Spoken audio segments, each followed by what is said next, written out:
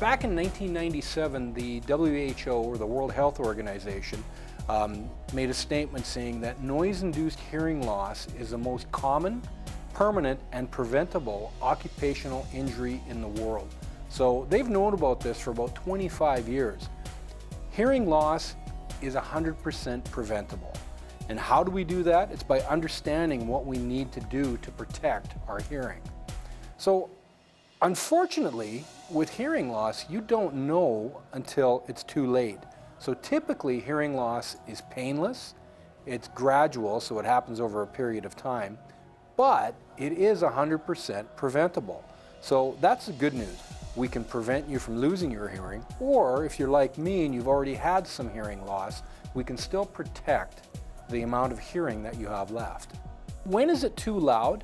If you're standing beside somebody and your environment is loud, if you need to shout at the person that's beside you and they're standing within arm's length, that typically means that the environment you're in is too loud. What is loud? Well, they use a measurement called decibels to determine how loud an area is or how loud a noise is. And our occupational limits for where I live in Saskatchewan and a lot of the provinces in Canada say that you can be exposed to up to 85 decibels for up to 8 hours a day. So what is 85 decibels? Heavy traffic, with horns honking and bumper to bumper, and perhaps a handsaw sawing. That would be about 85 decibels. A noisy restaurant where there's dishes clanging and people chatting and talking, that can be about 85 decibels. So 85 decibels is pretty loud. Noise doesn't just happen at work. It also happens at play or at home.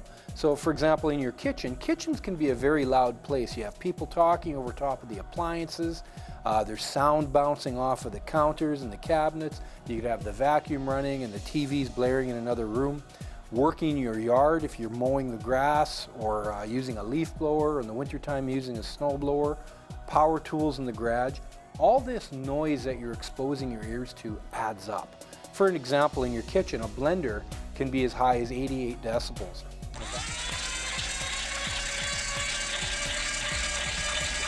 A vacuum cleaner can be around 75 decibels. Leaf blowers, anywhere between 95 all the way up to 115 decibels. Snow blowers are over 100, actually around 106 decibels.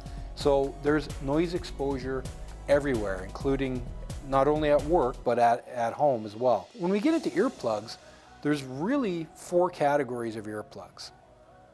There are disposable earplugs, and disposable doesn't mean as soon as you take that earplug out, you have to throw it in the garbage.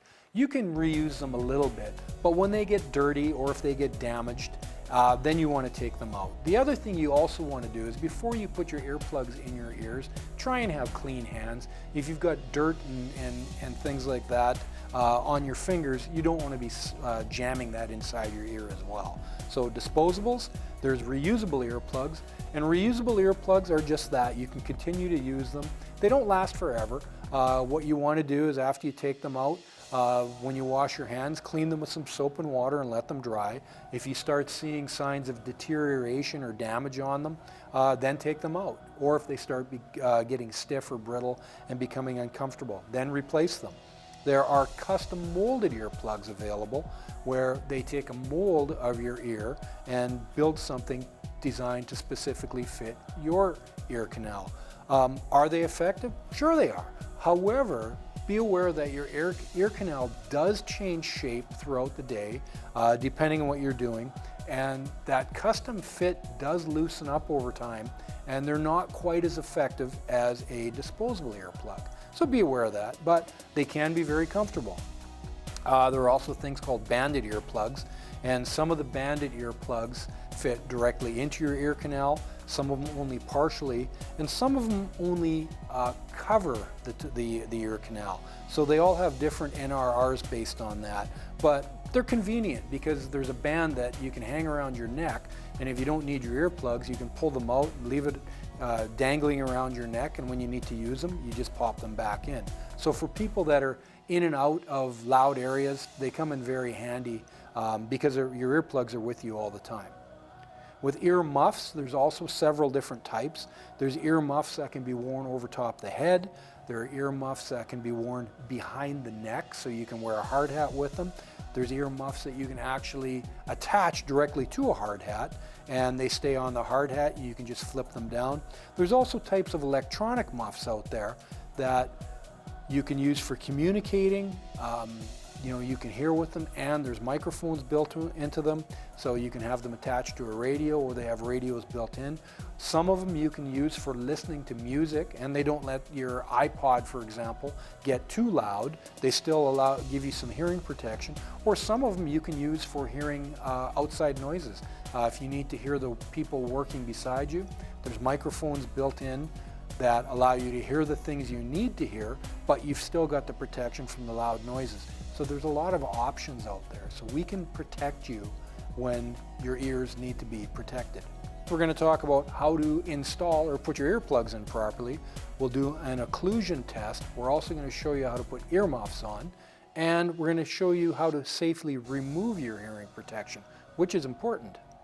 So these are disposable earplugs that I'm going to demonstrate with, and what you want to do is start rolling that earplug between your fingers into a thin cylinder shape. You can kind of see here how thin that is. Get it as thin as you can. It makes life a little bit easier. Now, when you put an earplug in or insert your earplug, you need to open your ear canal. Your ear canal actually has a bit of a bend in it, and to get the earplug in properly, you have to straighten out the ear canal. In order to do that, you take your opposite hand and you reach it behind your head. When you do that, you pull up on the top of your ear, and then you insert the earplug. Now, once we have that earplug inserted, just keep your finger on it because it's a foam plug and it's going to expand a little bit. Once it starts to expand, and you can feel it, you can take your hand away.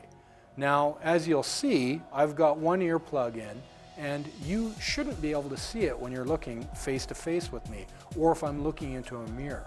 A properly inserted earplug, you shouldn't be able to see. They do go into your ear canal fairly deep. There is no danger of you rupturing your eardrum. It's still a long ways away.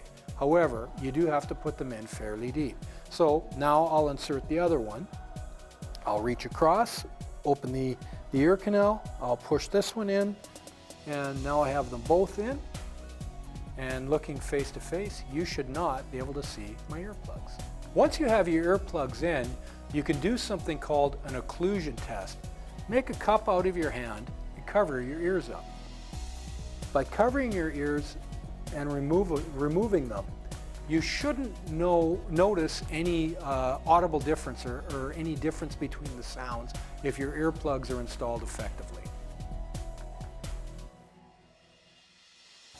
Now, when you're removing your earplugs, you need to give them a twist and turn as you're pulling them out.